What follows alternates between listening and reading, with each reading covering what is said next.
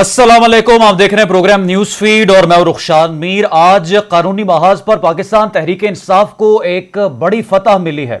और पाकिस्तान तहरीक इंसाफ के रहनुमा इसे अपनी आईनी जीत करार दे रहे हैं। बल्ले का निशान और पाकिस्तान तहरीक इंसाफ के इंट्रा पार्टी इंतखाबात और उसके नताइज को इलेक्शन कमीशन की जानिब से तस्लीम ना करना पीटीआई के लिए दर्द सर बन चुका था।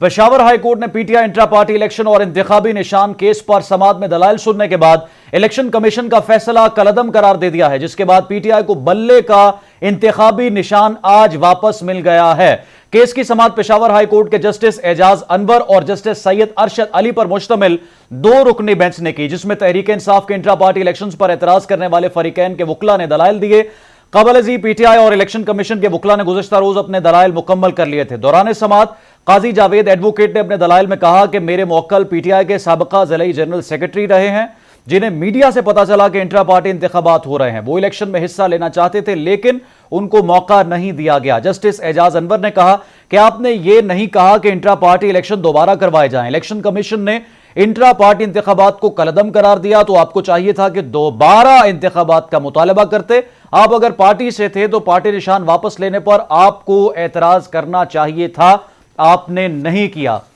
कई रोज ये सवाल उठता रहा और पाकिस्तान तहरीक इंसाफ के रहनुमा के इस हवाले से मुख्तलिफ स्टेटमेंट्स आते रहे। जो इस वक्त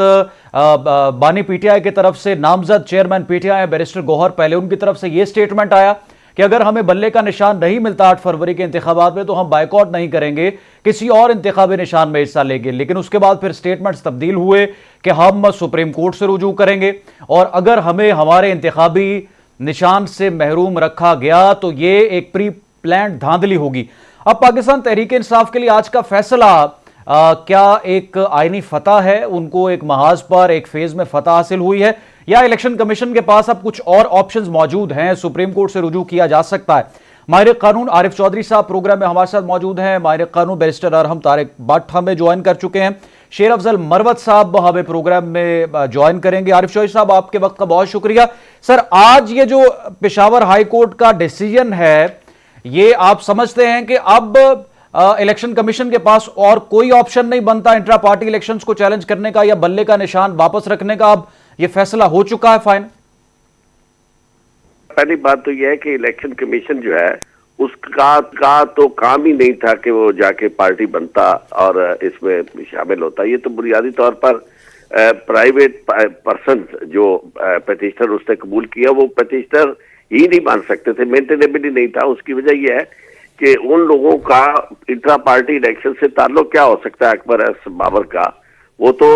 पार्टी का बुनियादी रुकन भी नहीं है और कई सालों से वो पार्टी के खिलाफ मुकदमेबाजी कर रहा है और उसकी बुनियादी रुकनीत भी खत्म हो चुकी है। तो यहाँ तो खुद इलेक्शन कमीशन जो है वही पार्टी बना हुआ है, उसे कुछ और नहीं मिलता। तो फिर कहीं से ढूंढ ढांड के जो भी इस तरह का पीटीआई का दुश्मन होता है उसे मैदान में उतारता है और उसके साथ चल पड़ता है। तो मैं समझता हूँ कि इस वक्त जो सूरत हाल है उसमें पीटीआई की ये बहुत बड़ी फतह, और मैं इसे पीटीआई की फतह से ज्यादा आवाम की फतह समझता हूँ, क्योंकि ये कितनी अजीबोगरीब बात है कि एक बुनियादी मामला यानी बुनियादी हक किसी पॉलिटिकल पार्टी का कि वो अपने इंतखाबी निशान के साथ इलेक्शन लड़े, वो उससे महरूम किया जाए। और लोगों को जो वाकिफ है एक इंतखाबी निशान से, एक पॉलिटिकल पार्टी के हवाले से, उनको इस अपना right of vote independently exercise करने से रोकने के लिए ये सारे का सारा काम किया गया है। तो मैं ये समझता हूँ कि इस वक्त चांसेस तो बिल्कुल ये है कि चूंकि जिस तरह वो अकबर एस बाबर ने प्रेस कॉन्फ्रेंस की है वो सारे वो तो जाएंगे। उसकी वजह यह है कि उन्हें अपनी मौत नजर आ रही है। सब क्या सराहियां हो रही थी या जितने भी अंदाजे लगाए जा रहे थे वो यही थी कि आप अगर पीटीआई का निशान आ गया यानी बल्ला मैदान में आ गया तो फिर बल्ले का मुकाबला कोई नहीं कर सकता। उसकी वजह यह है कि लोग इतने ज्यादा पीटीआई के साथ है और इस बल्ले के निशान के साथ है कि वो बिल्कुल अपना राइट ऑफ वोट इंडिपेंडेंटली इस्तेमाल करते हुए पीटीआई को कामयाबी से हमकिनार करेंगे। ठीक, ये तो आरिफ चौधरी साहब आपने कहा कि इलेक्शन कमीशन का ये आईनी इख्तियार नहीं था, या जो 22 दिसंबर का फैसला था बल्ले का निशान लेना पीटीआई से, ये एक गैर आईनी फैसला था। लेकिन जो समाअत हुई सुप्रीम कोर्ट में, लतीफ खोसा साहब पाकिस्तान तहरीक इंसाफ की तरफ से पेश हुए, इलेक्शन कमीशन पर जो इल्जामात हैं और बड़ा एक तसलसल है उन इल्जामात का पाकिस्तान तहरीक इंसाफ की जानिब से कि करारदाद नामजदगी जमा करवाते वक्त बड़ी मुश्किलात हुई, हमें ना इलेक्शन कैंपेन करने दी जाती है, ना ही कोई इंतखाबी सरगर्मी हम कर सकते हैं, हमारे जो रहनुमा है इलेक्शंस के लिए मुल्क भर में उनको हरासा किया जा रहा है, लेवल प्लेइंग फील्ड का मामला, ये जितने कंसर्न्स थे या इलेक्शन कमीशन पर जितने इल्जामात थे, ये तो आप जानते हैं कि वो तो तौहीन अदालत का मुर्तकिब इलेक्शन कमीशन को करार दे रही है पाकिस्तान तहरीक इंसाफ। लेकिन सुप्रीम कोर्ट में इस चीज को किस तरह से एस्टैब्लिश कर सकती है पाकिस्तान तहरीक इंसाफ, और जो इल्जामात है उनके किस तरह से प्रूव उनको कर सकती? अगर तो सुप्रीम कोर्ट में मामलात गैर जानबदारी से हो तो फिर तो ये सारी चीजें साबित शुदा है, चूंकि इलेक्शन कमीशन को और तौहीन अदालत भी इसलिए बनती है कि ऑलरेडी सुप्रीम कोर्ट ये फैसला कर चुकी है कि, बल्कि मैं समझता हूँ कि अगर सुप्रीम कोर्ट ने फैसला ना किया होता फिर भी ये आईनी खिलाफ वर्जी है, चूंकि किसी पार्टी को उसके इन बुनियादी हकूक से महरूम करना, जिसमें उसके कैंडिडेट्स का इलेक्शन में उतरना, कैंपेन करना, जलसे करना और उसके इंतखाबी निशान के साथ मैदान में जाना, ये सारी चीजें जो है ये वो बुनियादी हक है जो किसी भी पॉलिटिकल पार्टी के लिए जरूरी है। लेकिन ये है कि ये सारे का सारा अमल जो है बड़ी शद्दोबद के साथ इलेक्शन कमीशन ने किया, और आरोज वाला मामला जो है वो तो अभी ताजा तरीन बात है कि यदि जिस मामले में कंसर्न शो किए पीटीआई ने कि जनाब ये आरोज जो आपने मुकर्रर किए हैं, ये आरोज तो वही है जो दिन रात हमें कुचलने के लिए लगे हुए हैं, हमारी पार्टी को तय तेग करने के लिए लगे हुए हैं, तो इनके हाथ में आप बंदर के हाथ में उस तरह दे रहे हैं, आप इन्हें ये इख्तियार दे रहे हैं कि ये हमारे खिलाफ यानी इलेक्शन में बैठ के मुनज़्ज़म धांधली करें, तो उस पे भी इलेक्शन कमीशन जो है उसका प्रीवी होना उनके साथ, उसका पार्टी होना, और खास तौर पे जब यानी जुडिशल ऑफिसर्स जो थे उनको देने के लिए तैयार थी हाई कोर्ट, इसके बावजूद जो था उसने इस बात की जरा परवाह नहीं की इलेक्शन कमीशन ने, और उसने पीटीआई को नुकसान पहुंचाने के लिए आखिरी लम्हे चला गया चीफ जस्टिस साहब के पास। और मैं ये समझता हूँ कि चीफ जस्टिस साहब को भी अपने रवैये पे जरा गौर करना चाहिए। उसकी वजह यह है कि ये चीजें सारी लोगों को नजर आ रही है, और इत्तेफाक से अब तो उन्होंने टेलीविजन पे शुरू कर दिया सिलसिला, खुद ही अपनी हर चीज जो है लोगों को दिखा रहे हैं, तो उसमें जो उनकी जानबदारी है या उनका गुस्सा है या उनका तासुब है वो इतना वाज़ेह तौर पर नजर आ रहा था। मैं समझता हूँ कि कभी ऐसा हुआ नहीं कि आप बात ही नहीं करने देते पार्टी के किसी यानी जो आके आपके सामने वकील पेश होता है, वकील को आप पांव से उखेड़ने की सबसे पहले कोशिश करते हैं, ऐसी बात जो कभी कोई कर नहीं सकता। फिर उसके बाद अगर सारी कार्रवाई देखे तो एक एक जुमला मुकम्मल करना मुश्किल है, और अगर मैं तो बिल्कुल दावे से ये कहता हूँ कि यही टाइम जो है, अगर आप कभी कोई गैर जानबदार तरीके से इस टाइम को कैलकुलेट करें तो जितना टाइम चीफ जस्टिस साहब इस्तेमाल करते हैं उसके अशरे अशीर भी किसी सरदार लतीफ खोसा को या पीटीआई के वकीलों को नहीं मिलता। तो उसमें मैं ये समझता हूँ कि पीटीआई को नुकसान इस हद तक पहुंचाने की कोशिश जो है उसमें ना सिर्फ इलेक्शन कमीशन बल्कि और भी बहुत सारी फोर्सेज है। इलेक्शन कमीशन तो अपने तौर पर कोई हैसियत नहीं रखता, ये तो बोरा है यानी किसी और का, इसको इस्तेमाल किया जा रहा है। और इस्तेमाल देखें, ऐसा इलेक्शन कमीशन तो दुनिया में होता नहीं है कि जो यानी हर जगह अगर 90 दिन के अंदर इलेक्शन कराने का फैसला लाहौर हाई कोर्ट करती है तो उसके खिलाफ इंट्रा कोर्ट अपील में चला जाता है। अगर आरोज जो है, आरोज के मामले पे फैसला आता है, आरोज की तकर्री का मामला जो है उसको लेके जनाब सुप्रीम कोर्ट में आ जाता है। यानी खुद पार्टी, और फिर अभी इंतखाबी निशान के मामले में इस हद तक भरपूर अंदाज में इसका एक्टिवली, ये चलो फैसला करने का इख्तियार तो इलेक्शन कमीशन के पास है, लेकिन ये भी जरा देखे किसी पॉलिटिकल पार्टी को बासवाए पीटीआई के उन्होंने इस मामले में सवाल नहीं किया, इंट्रा पार्टी इलेक्शन पे सवाल नहीं किया, फॉरेन फंडिंग के मामले में सवाल नहीं किया, तोशा खाना के मामले में सवाल नहीं किया। सिर्फ एक जिसको निशाना बनाया गया है वो पीटीआई है, और उस पीटीआई को अभी मैं समझता हूं कि इलेक्शन कमीशन वाले तो यूं जल रहे हैं जिस तरह कोई आप यदि किसी के आपके दुश्मन को कोई फायदा अगर पहुंच गया है, तो यदि इस तरह कभी इलेक्शन कमीशन को होना नहीं चाहिए। और सुप्रीम कोर्ट में मुझे तवक्को ये है कि बेटर सेंस प्रिवेल करेगी अगर जाते हैं तो वो चीफ जस्टिस साहब जो 8 फरवरी को इंतखाब करवाना चाहते हैं, तो उसमें तो मैं समझता हूँ ये बुनियादी बात है कि अगर आज की इस स्टेज पे इलेक्शन कमीशन की वजह से पीटीआई को बदले के निशान से महरूम किया जाता है, फिर तो 8 फरवरी के इंतखाबात के खिलाफ ये बहुत बड़ी साजिश होगी। उसकी वजह यह है कि अब तो स्टेज वो आ गई है कि जब कल को पार्टी जो है वो अपने अपने जो नॉमिनीज वो बताएगी कि कौन कौन से लोग उनके निशान पर इंतखाब लड़ रहे हैं। तो इस तरह मैं समझता हूँ कि इसे ये मामला सेटल करना चाहिए, पास एंड क्लोज ट्रांजैक्शन समझनी चाहिए। अगर तो लोग सीरियसली इस मामले में इंटरेस्टेड है कि इलेक्शन साफ और शफाफ हो, और दुनिया की नजरें जो है वो इस अंदाज में देख रही हैं कि अगर प्री पोल आप रिगिंग करते हैं तो इससे बड़ी प्री पोल रिगिंग और क्या होगी। ठीक है, बहुत शुक्रिया आरिफ शोएब साहब, प्रोग्राम में हमारे साथ मौजूद थे। नाजरीन, गुफ्तगू आप सुन रहे थे। अभी जो पाकिस्तान तहरीक इंसाफ के तहफ़्फ़ुज़ात थे, लेवल प्लेइंग फील्ड का जो मामला था, ये अभी भी पाकिस्तान तहरीक इंसाफ के रहनुमाओं की तरफ से, जिस तरह से आज का स्टेटमेंट है मरवत साहब का भी, और जो दूसरे उनके लीगल टीम के मेंबर्स हैं वो तमाम तर कंसर्न्स उठा रहे हैं। दूसरी जानिब जावेद लतीफ़ साहब पाकिस्तान मुस्लिम लीग नवाज से, उन्होंने ये स्टेटमेंट दिया है कि जो सुप्रीम कोर्ट का ताहयात नाअहली ख़त्म करने वाला फैसला है वो मुकम्मल तौर पर नून लीग के लिए लेवल प्लेइंग फील्ड नहीं है, बल्कि लेवल प्लेइंग फील्ड की जानिब पहला कदम है। और इस डिसीजन को लेकर पाकिस्तान तहरीक इंसाफ और पाकिस्तान पीपल्स पार्टी के कुछ हल्के तनकीद उस पर कर रहे हैं ढके छुपे अल्फाज में कि अब तो 21 अक्टूबर को नवाज शरीफ साहब की वापसी और आकर प्राइम मिनिस्टर की कुर्सी पर वो बैठने के लिए उनकी राहें हमवार की जा रही। अच्छा, बैरिस्टर अरहम तारिक भट्ट साहब, ये जो बल्ले का निशान है ये तो तहरीक इंसाफ को मिल गया,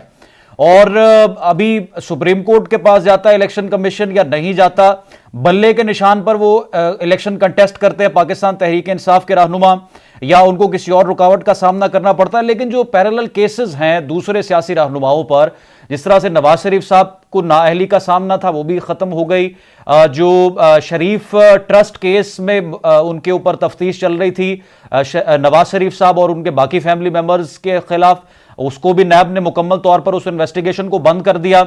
और जो दीगर केसेस थे उनमें भी उनको रिलीफ मिल गया। और वो एक तरफ रिलीफ और दूसरी तरफ केसेस में इजाफा, सवालात मजीद उठ रहे हैं लेवल प्लेइंग फील्ड को लेकर। तहरीक इंसाफ के पास कोई ऑप्शन है अगर वो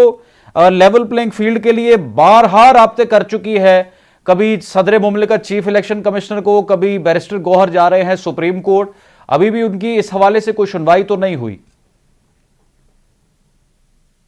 मीर साहब, इसमें जो है सबसे पहले तो हमें ये देखना पड़ेगा कि एक पीटीआई का मॉडस ऑपरेंडी है, वो क्या करते हैं कि इन्हीं कोर्ट्स पे तनकीद भी करते रहते हैं और इनको क्रिटिसाइज करते हैं। और फिर आपने देखा कि अभी जो आखिरी उम्मीद, बल्कि पहली और आखिरी उम्मीद जो है वो जुडिशरी ही है, और इस वक्त कॉन्टिन्यूसली जो है वो पीटीआई को रिलीफ भी मिल रहा है। जितनी इलेक्शन अपील्स भी थी उसमें भी तकरीबन 90-95% कुछ हमने भी की हैं, उसमें भी सब में ही जितने भी की हमने सब में ही जो है जो नॉमिनेशन पेपर्स थे वो एक्सेप्ट हो गए। और बैट सिंबल का जो केस था उसमें भी बज़ाहिर पहले भी यही नजर आ रहा था, वैसे क्योंकि कुछ जो है मेरिट पे भी थी ईसीबी की बातें कि 1 साल से नोटिस देते गए, बाकियों को इंक्लूड नहीं किया। वो अलग बात है कि बाकी पार्टीज भी क्योंकि इसी तरह करती हैं, तो क्योंकि एक सियासी कल्चर हमारा इस तरह का बन चुका है तो उसमें बहुत ज्यादा पीटीआई पे तनकीद नहीं की जा सकती। जो ज्यादा सख्ती का मामले को देखना पड़ रहा है, कोई शक नहीं है इसमें कि तहरीक इंसाफ जो है ज़ेर ताब आई हुई है, ज्यादा सख्ती है उन पर as compare to other parties, चाहे वो प्रोसीजरल हो चाहे वो पुलिस के मामलात हों। लेकिन फिर हमें इसके साथ देखना पड़ेगा कि जैसे 2018 में जिस तरह का जो हम मामला देख रहे थे, जो इस्टेब्लिशमेंट और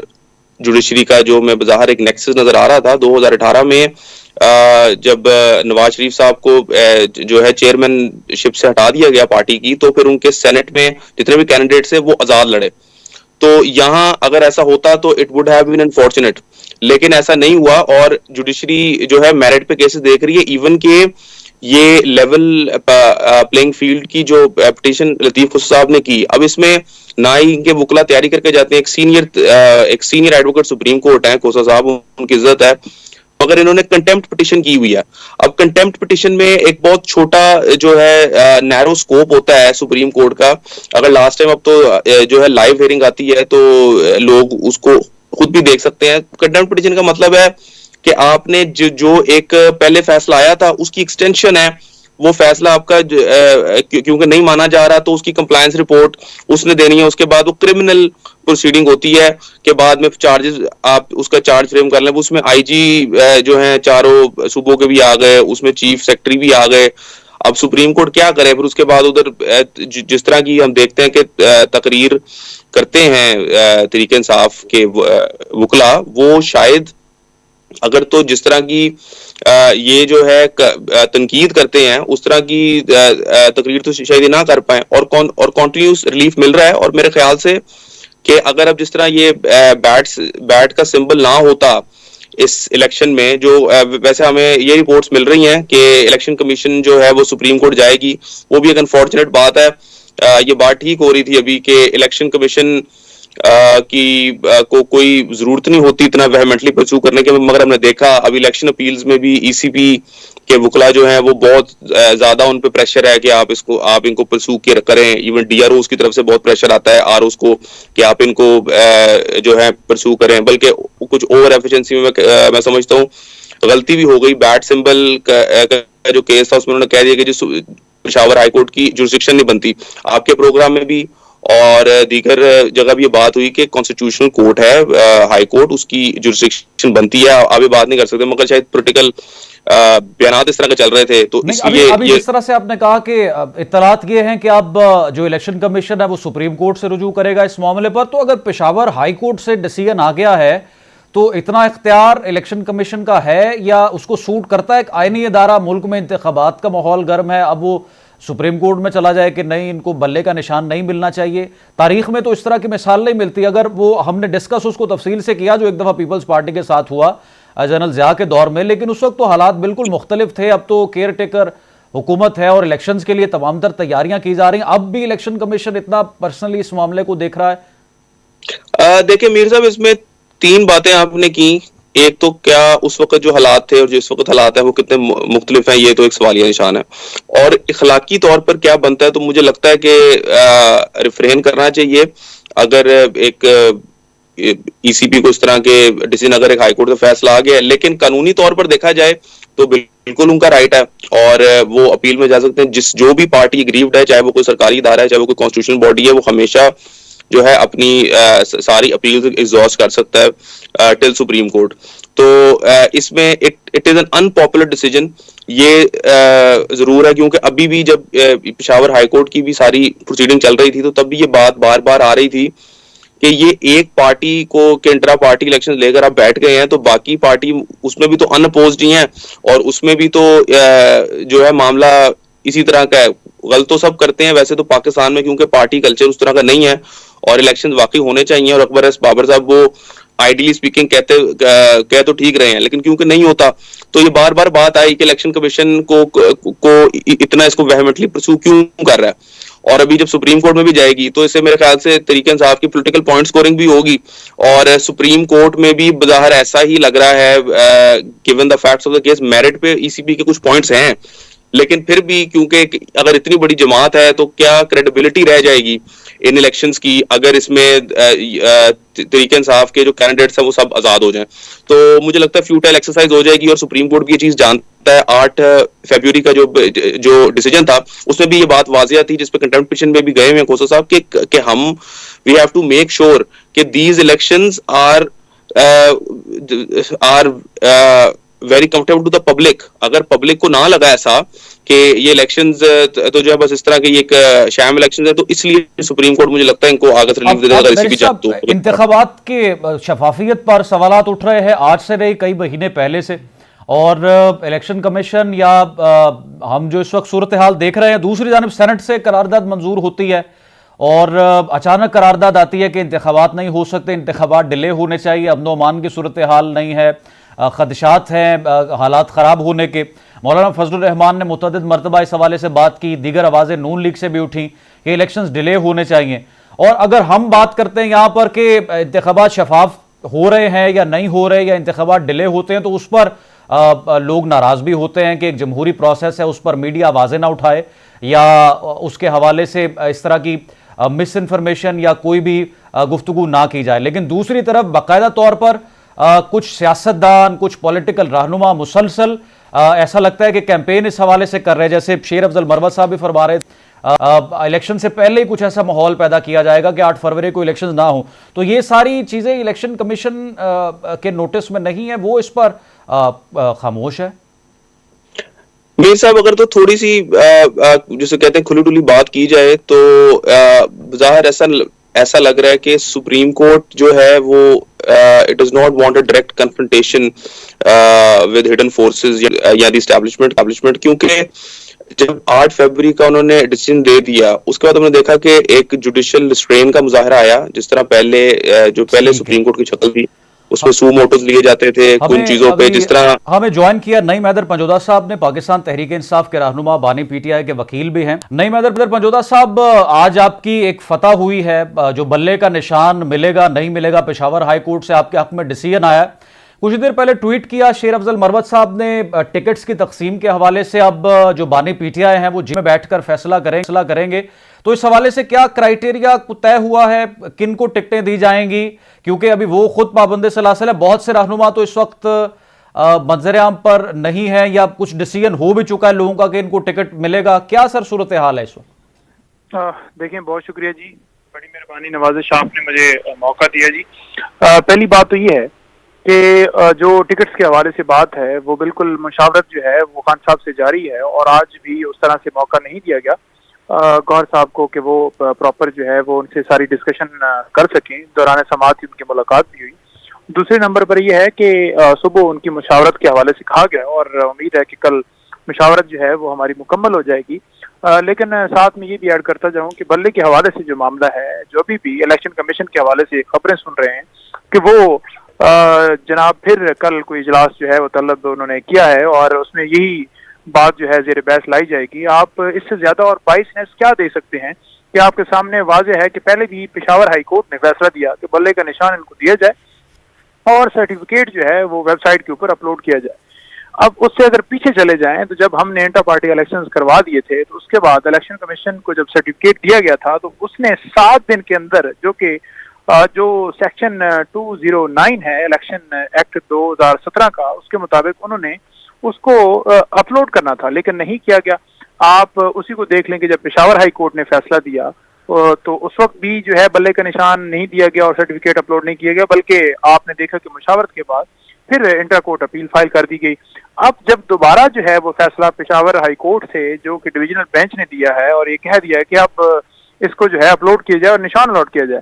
तो उनका काम यह है कि उसको इम्प्लीमेंट किया जाए। अभी भी मुशावरत इसी हवाले से जारी है कि इनको निशान, किस तरह वो पार्टी बन चुका है इलेक्शन कमीशन, जिसने फ्री एंड फेयर इलेक्शन जो है 218 के तहत मुल्क के अंदर करवाने हैं। तो जब निशान के ऊपर वो इस तरह पार्टी बन गया है, या लोगों के साथ जो मुल्क के अंदर जुल्म जबर हो रहा है उसके ऊपर आपने देखा कि कोई एक्शन लिया गया कि किसी ऑफिसर को, किसी डीपीओ को, किसी डीसीओ को, किसी आईजी को, किसी चीफ सेक्रेटरी को चेंज किया गया हो, बल्कि एक कार्रवाई की सिर्फ और सिर्फ लेटर जारी करके कि इनको जो है इनकी तरफ से जो शिकायत हैं उनका अजाला किया जाए। और वो अजाला जो है वो उस पंजाब जो इलेक्शन कमीशन है उसकी तरफ से भी मांगा गया, जो कि उन्होंने जो सेक्रेटरी इलेक्शन कमीशन है उनको लिखा कि वाकई जी शिकायतें तो मसूल हुई हैं, लेकिन इसके ऊपर अजाला होना चाहिए। लेकिन बात हैरानगी की ये है कि जिसने इलेक्शन करवाना है वो इस तरह बेबस है, या जानबूझकर इस तरह की सिर्फ वो कार्रवाई, मैं तो ये समझता हूँ कि बेबस जानबूझकर हुआ है और वो जानबूझ के ऐसी कार्रवाई करवा रहे हैं। ठीक है। अच्छा, बात है कि आपने जो बात की थी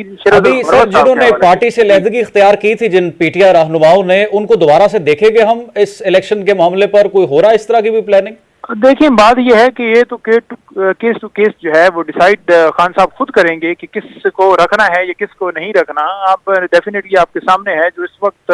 परवेज खटक साहब हों या दीगर और इस तरह जो पाकिस्तान तहरीक इंसाफ का हिस्सा रहे और वो पार्टियां बनाकर और बाकायदा तौर पर फयाजुल हसन चौहान जैसे लोग, और इसी तरह से आपने बाकी और भी देखे, तो वो बिल्कुल मुखालफ जिस तरह से चल रहे हैं तो वो तो बिल्कुल नहीं है। और अगर किसी तरह से जुल्म जबर किसी के ऊपर किया गया और वो खामोश रहा और जरा जो है वो हिडन है और इस तरह की सूरत हाल, वो केस टू केस खान साहब डिसाइड करेंगे। लेकिन इलेक्शन डे के हवाले से जो बात 8 फरवरी के हवाले से, जो कि मीडिया के ऊपर पाबंदी है, लेकिन अगर देखा जाए मौलाना फजल रहमान साहब का बयान, तो वो हमने देखा कि उन्होंने कहा कि जनाब मुल्क के अंदर ऐसी सूरत हाल है तो उसके अंदर जो है वो इलेक्शन कैसे जो है वो हो सकते हैं जब इस तरह की सिक्योरिटी और ये वो और हमले हो रहे हैं। बात यह है कि पाकिस्तान तहरीक इंसाफ ने ये कभी भी नहीं कहा, आपने शेर अब्दुल मरवत की बात की, मैं सुन रहा था, शेर अब्दुल मरवत ने भी ये बात नहीं की कि इलेक्शन लेट होने चाहिए या होने जा रहे हैं, बल्कि उन्होंने कहा कि ये बहाने इस तरह से बना रहे हैं। साहब ने ये कहा कि इलेक्शन से पहले ऐसा माहौल इनकी तरफ से पैदा किया जाएगा कि डिले हो जाए इलेक्शन, ये कहा उन्होंने। देखिए उन्होंने कहा कि माहौल पैदा किया जा रहा है। माहौल कैसे पैदा किया जा रहा है कि कोई ना कोई देख लें कि आप कोई वाकया करके, कोई उसके ऊपर कभी बल्ले के ऊपर हमला करके, कभी जो है वो सिक्योरिटी के खदशात का बहाना बना के, कभी कोई बर्फबारी की बात करता है, तो क्या उसके ऊपर आप जो है ने वाज़ह नहीं देखा कि किस तरह से करारदाद जो है वहां पर सेनेट के अंदर वो पेश की गई और उसको मंजूर भी किया गया, और उसके ऊपर जो है सुप्रीम कोर्ट ने जब हुक्म दिया था कि ये पत्थर की लकीर है और उन लोगों के खिलाफ कार्रवाई होगी, चाहे वो चैनल्स वाले हों जो भी ये बात करेंगे। तो बात क्या, यहाँ तो करारदादें जनाब पेश होगी, तो फिर क्यों नहीं कार्रवाई अब तक हुई? सिर्फ कार्रवाई के लिए क्या इमरान खान जो उसकी पार्टी है कि उसके ऊपर तौहीन अदालत लगाने के लिए, जो कि इलेक्शन कमीशन के पास इख्तियार ही नहीं है और जेल के अंदर इलेक्शन कमीशन पहुंच जाता है। तो ये सूरत हाल है। बहुत शुक्रिया नईम हैदर मौजूदा साहब वक्त देने के लिए। बैरिस्टर हट्ट साहब की भी गुफ्तगू आप सुन रहे थे। नाज़रीन, वक्त खत्म हो गया, कल दोबारा आपसे मुलाकात होगी न्यूज़ फीड में। अल्लाह हाफ़िज़।